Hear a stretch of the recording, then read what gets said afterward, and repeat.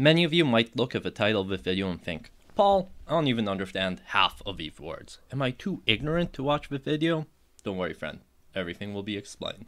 Let's get right into it. The Arenda was a system of leaseholders extracting money from Ukrainian peasants in the Polish-Lithuanian Commonwealth. An arender was someone who bought the rights to farm revenue from a vast area that is now Ukraine. This profession was dominated by non-Christians, and according to Jewish sources, provided a livelihood for a significant proportion of Polish Jewish families. I'll quote Norman Davies in his excellent God's Playground, A History of Poland, for origins to 1795. In this way, the Jewish arendator became the master of life and death over a population of entire districts, and having nothing but a short-term and purely financial interest in the relationship, was faced with an irresistible temptation to pare his temporary subjects to the bone. On the noble estates, he tended to put a relative and co-religionist in charge of a flour mill, the brewery, and in particular the Lord's Tavern, where by custom the peasants were obliged to drink. On the church estates, he became the collector of all ecclesiastical dues, standing by the church door for payment from the tithe payers, baptized infants, newlyweds, and mourners. On the estate of the starostas, he became in effect the crown agent, farming out the tolls, taxes, and courts, adorning his oppressions with all the dignity of royal authority. In 1616, well over half the crown estates in Ukraine were in the hands of Jewish arendators. In the same era, Prince Ostrorog was reputed to employ over 4,000 Jewish agents. The result was axiomatic.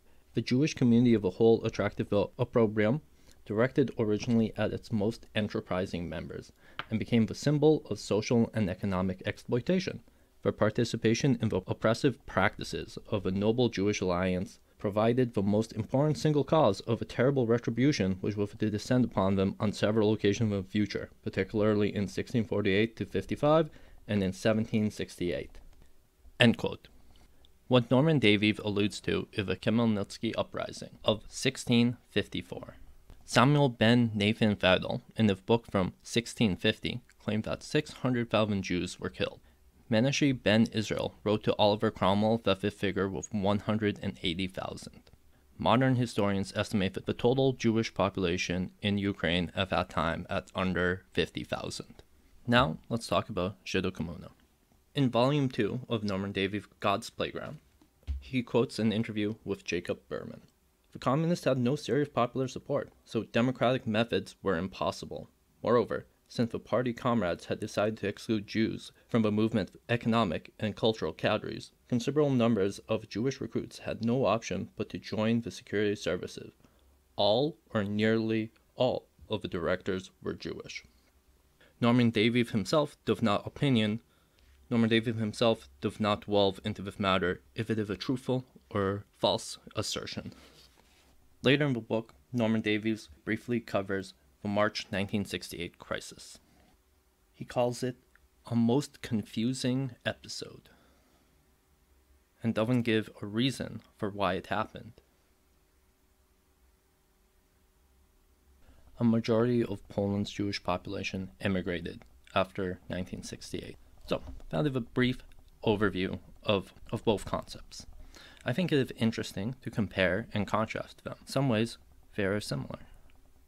In both the Arenda system and post-communist Polish state security, a religious minority worked for the regional superpower to oppress the local population.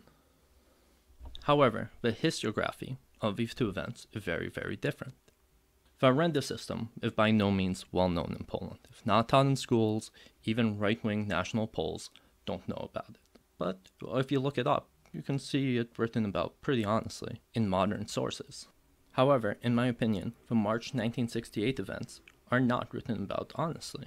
In my opinion, historians will tell you why the Cossacks did what they did, the reason for it, what they were motivated by, why it happened.